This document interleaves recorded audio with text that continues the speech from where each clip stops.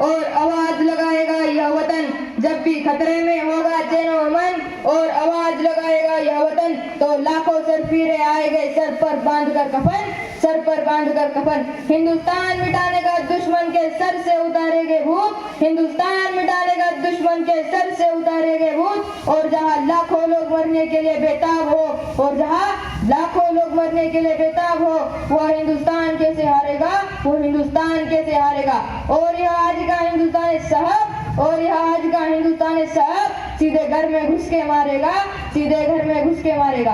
सन्माननीय व्यासपीठ व्यासपीठावरील मान्यवर वंदनीय गुरुजन वर्ग आणि या कार्यक्रमासाठी जमलेल्या माझ्या मित्र मैत्रिणींनो, सर्वांना माझा नमस्कार। माझे नाव शिवाजी आशातात्या बुबडे आहे। आज मी तुम्हाला भगतसिंग यांची वीरकथा सांगण्यासाठी उभा आहे। मित्रांनो, आज 15 ऑगस्ट आहे। 15 ऑगस्टच्या तुम्हा सर्वांना हार्दिक हार्दिक शुभेच्छा।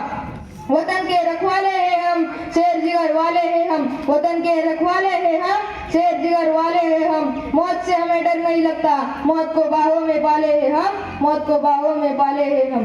देशाच्या स्वातंत्र्यासाठी हसत हसत प्राणाचे बलिदान देणारे आणि पुढील अनेक पिढ्यांना प्रेरणादायी जीवन जर कोण जगत असेल तर ते आहेत सरदार भगतसिंग, तर ते आहेत सरदार भगतसिंग। त्यांचा जन्म सध्या पाकिस्तान मध्ये असणाऱ्या पंजाब प्रांतातील बंगाळ गावी 28 सप्टेंबर 1907 रोजी झाला। त्यांचे आईचे नाव विद्यावती तर वडिलांचे नाव किसन सिंग होते। वयाच्या 15व्या वर्षी त्यांनी गुप्त क्रांतिकारी कार्यात भाग घ्यायला सुरुवात केली। वयाच्या 15व्या वर्षी त्यांनी गुप्त क्रांतिकारी कार्यात भाग घ्यायला सुरुवात केली। जुलमी रोलेट निर्शेषात होती, जुलमी रोलेट निर्शेषात होती। या सभागृहात ब्रिटिश जनरल यांनी गोळीबार केला। यात कित्येक निष्पापी लोक जीव गेले। या अत्याचाराचा भगतसिंगांच्या मनावर फार मोठा परिणाम झाला। या अत्याचाराचा भगतसिंगांच्या मनावर फार मोठा परिणाम झाला। त्यांनी इंग्रजांच्या विरोधात प्रचंड लढा उभारण्यासाठी नवजवान भारत सभा या संघटनेची स्थापना केली।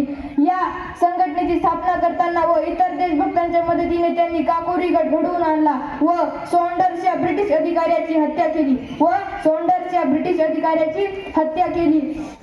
भगतसिंगांनी सेंट्रल ऑफ ब्रिटिश जनरलच्या सभागृहात बॉम्ब फेकून सर्व ब्रिटिश सरकारला हादरून सोडले, सर्व ब्रिटिश सरकारला हादरून सोडले। आणि त्यानंतर भगतसिंग, सुखदेव, राजगुरू यांच्यावर खटला चालवला गेला आणि 23 मार्च 1931 रोजी त्यांना फासावर दिले गेले। धन्यवाद। जय हिंद, जय भारत।